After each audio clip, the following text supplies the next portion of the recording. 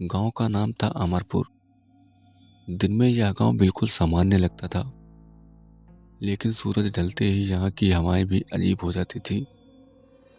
गांव के बाहर एक पुराना पीपल का पेड़ था, इतना पुराना कि उसकी जड़ें जमीन में नहीं, जैसे किसी अंधेरी दुनिया में उतरती हो।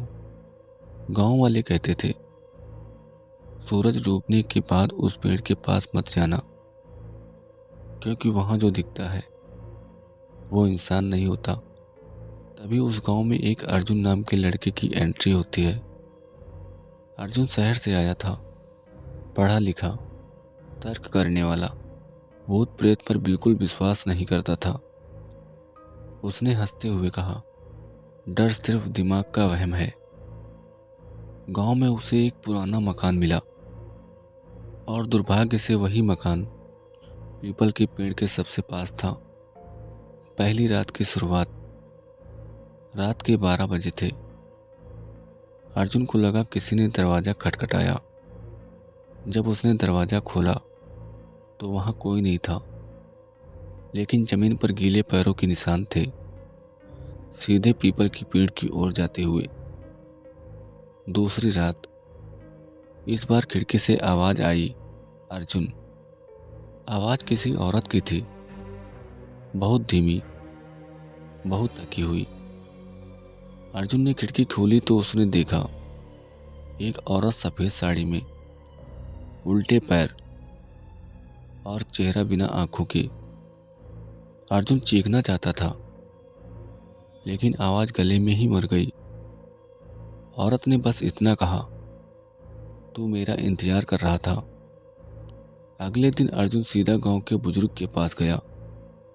बुजुर्ग कांपते हुए बोले, 50 साल पहले एक औरत को इसी पीपल के पेड़ के नीचे जिंदा जला दिया गया था। उसका कसूर बस इतना था कि उसने सच बोल दिया था। मरते समय उसने कहा था, हर अमावस्या को मैं किसी एक को अपने साथ ले जाऊंगी। और आज अमावस्या की रात थी, आखिरी रात। रात के 3 बजे थे। पूरा गांव अचानक शांत। पीपल के पेड़ से हंसने की आवाज़ आने लगी।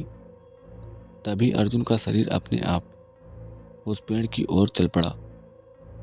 पेड़ के नीचे जमीन खुली और अंदर सैकड़ों लाशें, सबकी आंखें खुली हुई। औरत की आवाज़ गूंजी, अब तू मेरी जगह रहेगा। अगली सुबह गांव वालों ने देखा, पीपल के पेड़ के नीचे एक नई लाश, और पेड़ के पास खड़ा था अर्जुन, उल्टे पैरों के साथ। और आज भी अगर कोई उस रास्ते से रात में गुजरे तो एक आवाज़ सुनाई देती है, डर सिर्फ वहम नहीं होता। सुबह गांव में एक और नाम जुड़ चुका था, और पेड़ के नीचे खड़ी परछाई मुस्कुरा रही थी, क्योंकि अगली अमावस्या का शिकार तय हो चुका था। कहानी यही खत्म होती है, लेकिन अगर तुम्हें अभी भी कोई तुम्हारा नाम फुसफुसाता सुनाई दे तो समझ लेना, कहानी अब तुम्हारे लिए शुरू हुई है।